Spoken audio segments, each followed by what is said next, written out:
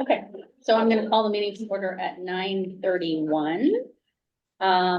We don't normally, have a motion to approve changes to the agenda, but we do want to add, under new business, somebody wants to add public comments. If I could have a motion to approve that amendment to the agenda.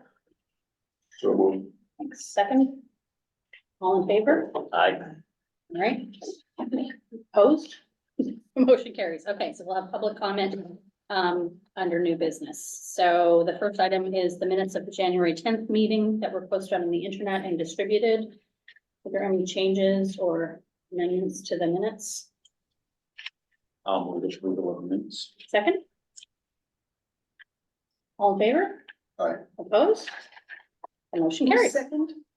Beth. Thank you, Beth. Next is the financial statements for January and February of 2024.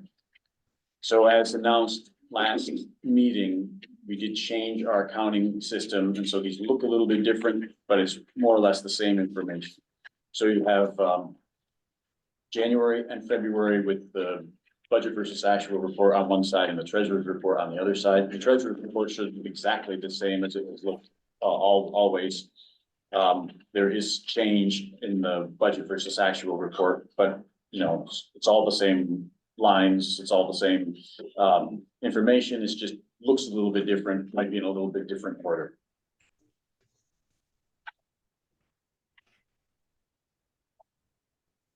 And I will make a motion that we do whatever we do with financial reports, receive them for audit or something like that, yes.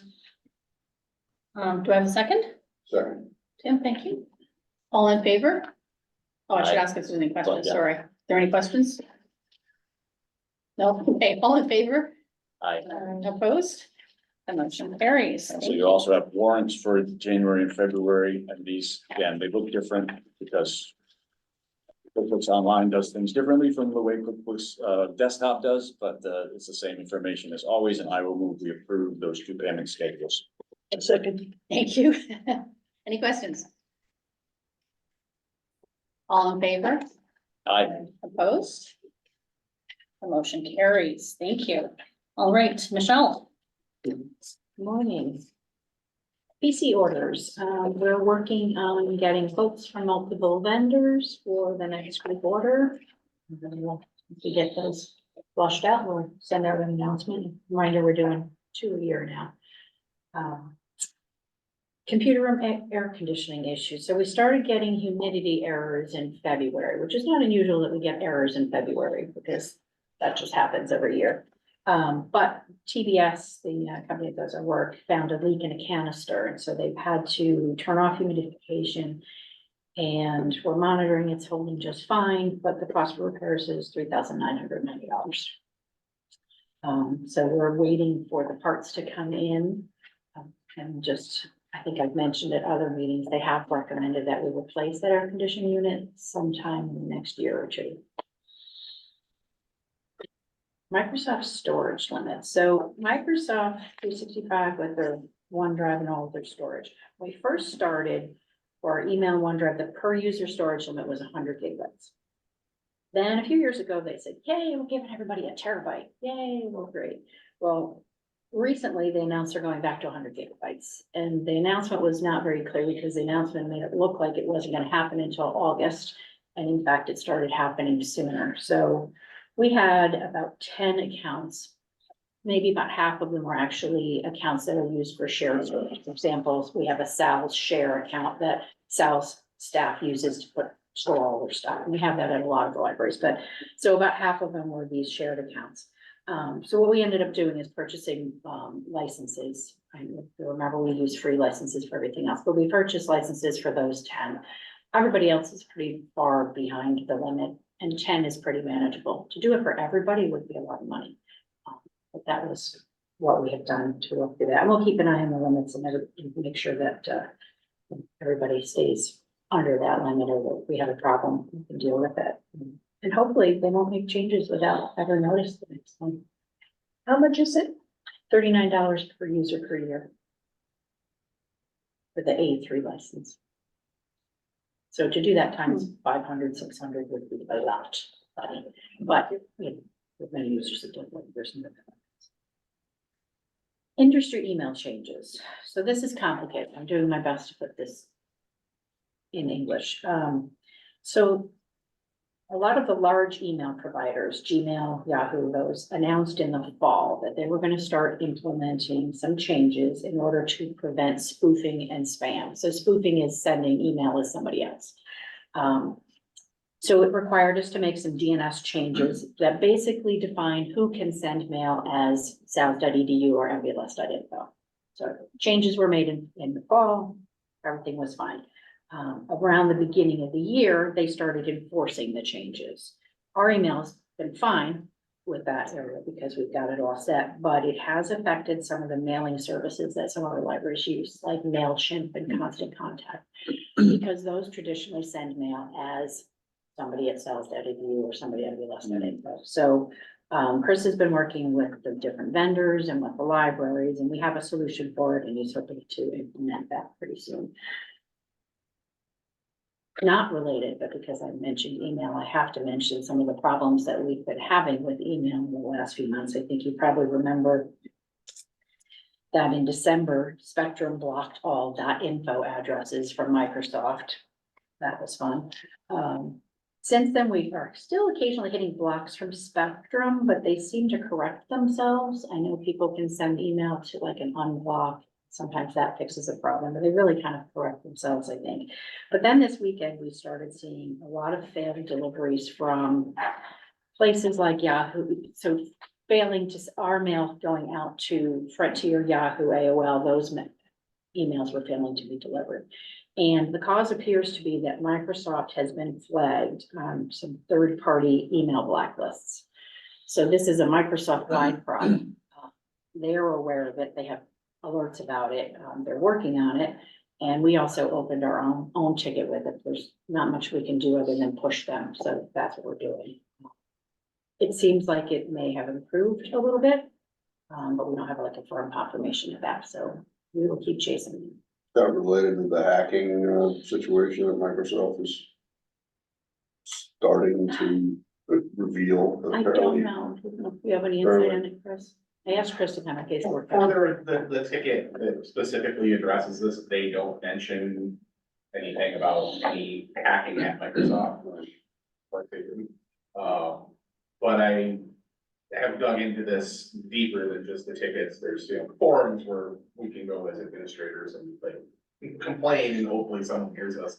And this really kind of started Thursday or Friday and ramped up over the weekend.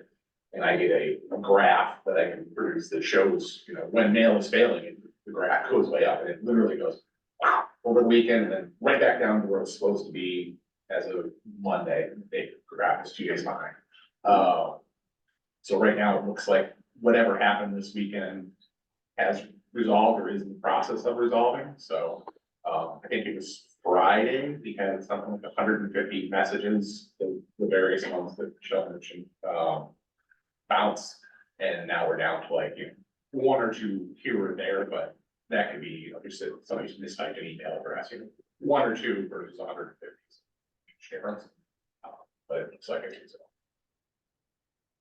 We know this is a big frustration. You know, a lot of your trustees are on some of these, you know, accounts and all of that, so we're doing the best. Part of the frustration I found, at least personally, was that it was like 24 hours before I got the bounce back. Yes. So What like I didn't know what that people were happens- getting the email. I know exactly what you mean, because when somebody reports that ticket and I go look at Yeah, you can that see, yeah, message, it shows deferred. And what deferred means is when I, from our email system, send it to another email system.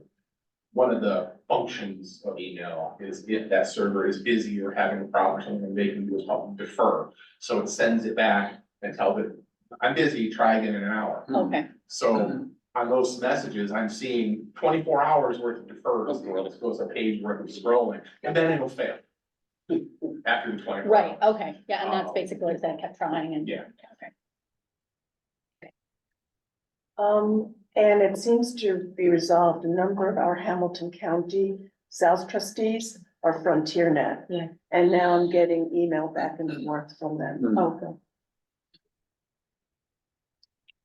Next on my list, our JA Council website, mentioned this before, so the new website actually is gonna get announced later today, it is live, the URL is jacouncil.south.edu. This is our public site, so there's no login required, it'll be available to trustees. And it contains information about the JA Council, the members, meetings, minutes, agendas, committees, financials, budgets, policies, all that kind of stuff. We still have the existing intranet, and that is the next big project that we will be working on, is redesigning that. I want to say that Jesse really did a nice job. It's so much easier to navigate. After 20 years, I still have a hard time finding the JA budget at the bottom of that.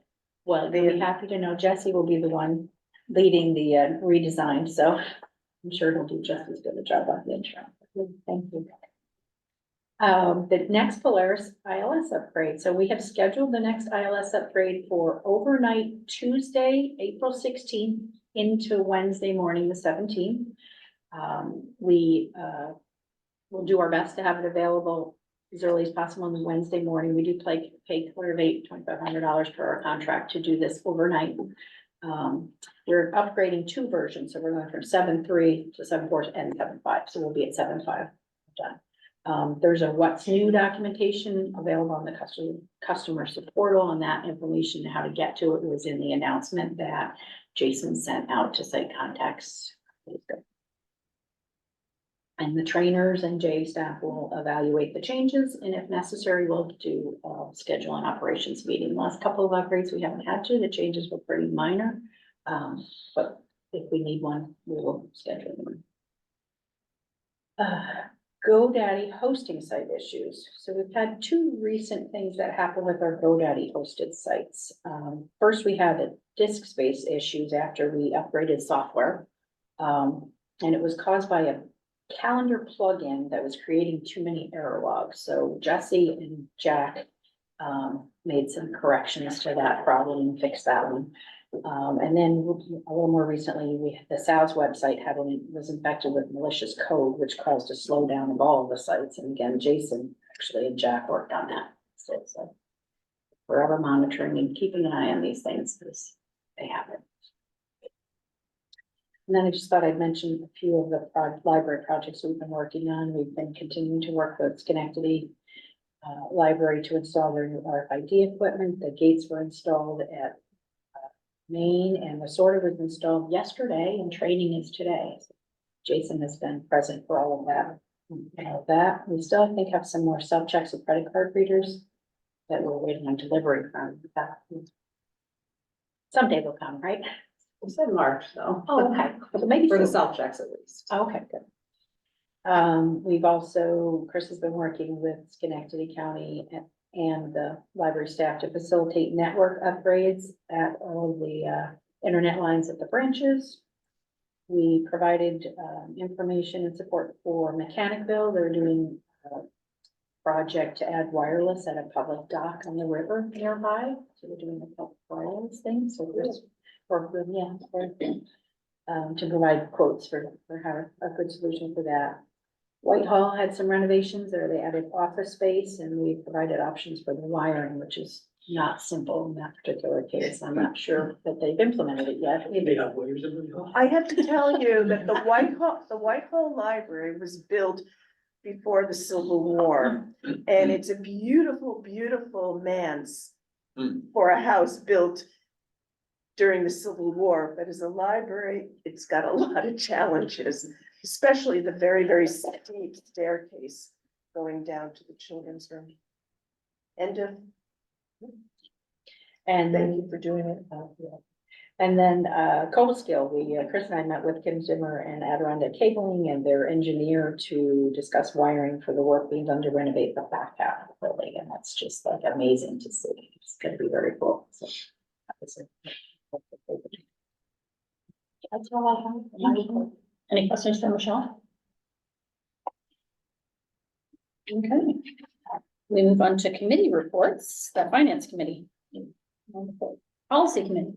I have almost a report. There are a number of policies that need to be updated.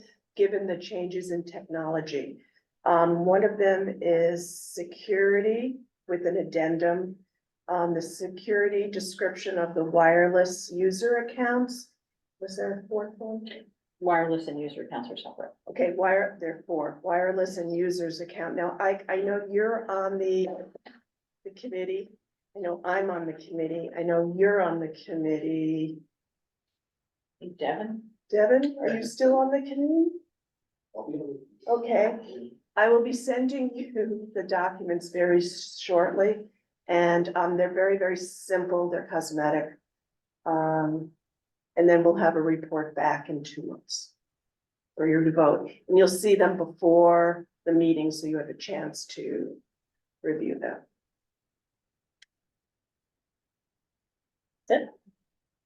That's it. Thank you. And nothing from operations, I guess, at this point.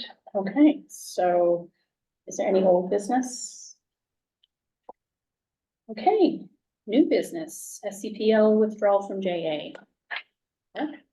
So on Monday, 2 days ago, the 11th, MVLS, SALS and JA received the official notification from Schenectady that they plan to withdraw from the JA project. And that starts the 180-day window that is a part of the JA agreement that we have with all the member libraries. We are working, when I say we, MVLS, SALS and JA are working to develop a response to that. And the basics is that we'll just develop a transition team and, work through all of the issues involved. There are, of course, lots of unknowns right now, but that's kind of where we are today. Anything to add, Sarah? Nope. Okay, so we wanted to provide an opportunity for public comment for folks who are here in person, but also if people are remote, if they want to put their questions in the chat. We figured that would be the easiest way to address them. Christine? I have a question. So I got an email from DLD the other day and it was something I was unaware of, and I don't know if it's something that SALS JA and VLS would be involved with. Is the New York State Connect All Broadband Challenge to provide lower cost broadband to remote communities? Is that something we're doing? Yes. Good, okay. Oh, can I just share with that? It's a little bit of a tangent. I was in DC and I went to Elise Stefanik's office. She's our congresswoman and she's very supportive of that. And she'd like to see great broadband in all rural communities. Now, if you want that on the screen. Any other questions?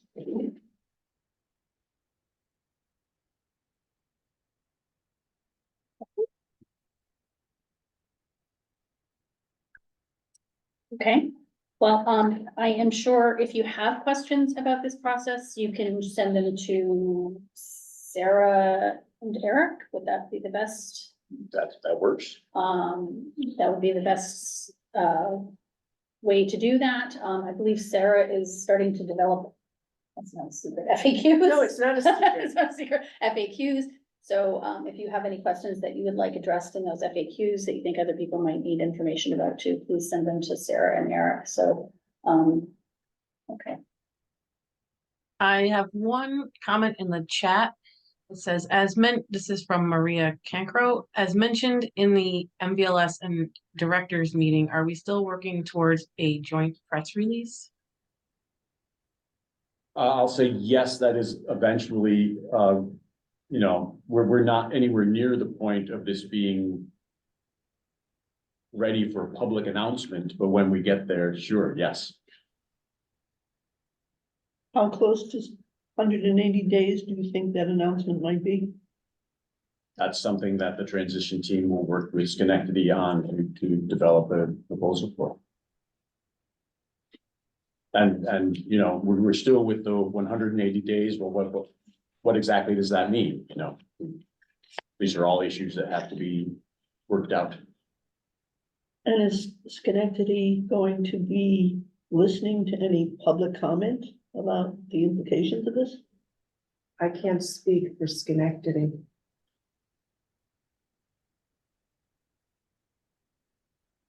I have another question in the chat from Valerie Eklund. Can someone speak about how directors will be informed during a CPL withdrawal process?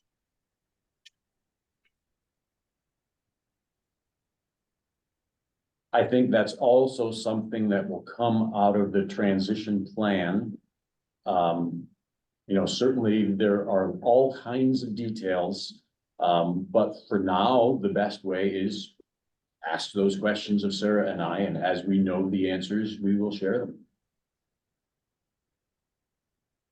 And a follow-up to that is, when can we expect the transition plan? I think it's okay to say that our initial thoughts on that is that that will be developed during March and April. We certainly want to have it in place by the next JA council meeting, which is the second Wednesday of May. I bet we have it right there, May the 8th.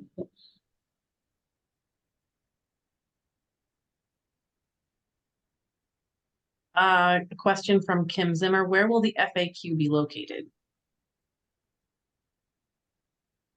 I would think on the JA intranet, No, JA website, probably. the JA website, I think the Sal's website, You mean the new JA council one? yeah. Okay.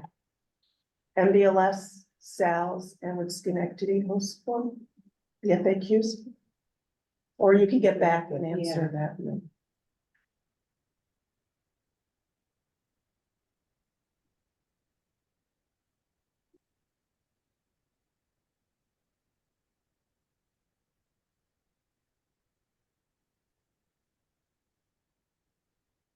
Don't seem to be any more questions.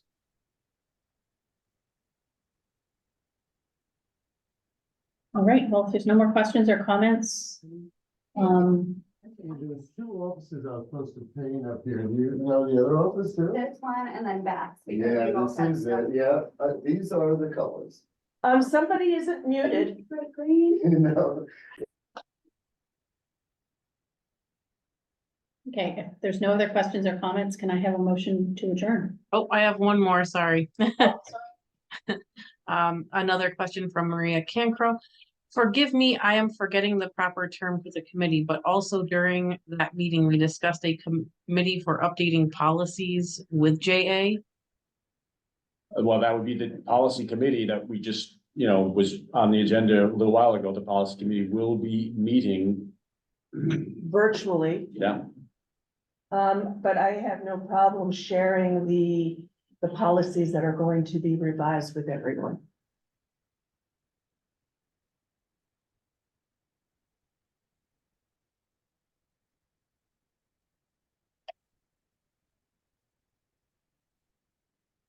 I don't see any further questions right now in the chat. Okay, thanks, Jill. Well, if there's no other new business, can I have a motion to adjourn? so moved. Thanks, Tim, second. Christine, thank you. All in favor? Aye. Opposed? Motion carries. The meeting is adjourned. Our next meeting is May 8th at MVLS. Thank you. It was Tim and Eric who adjourned. Chris. Tim and Chris. Tim and Chris. Sorry. Didn't want to do that. Thank you, everyone. Just curious, who's requesting public comment? Well, we thought there might be questions.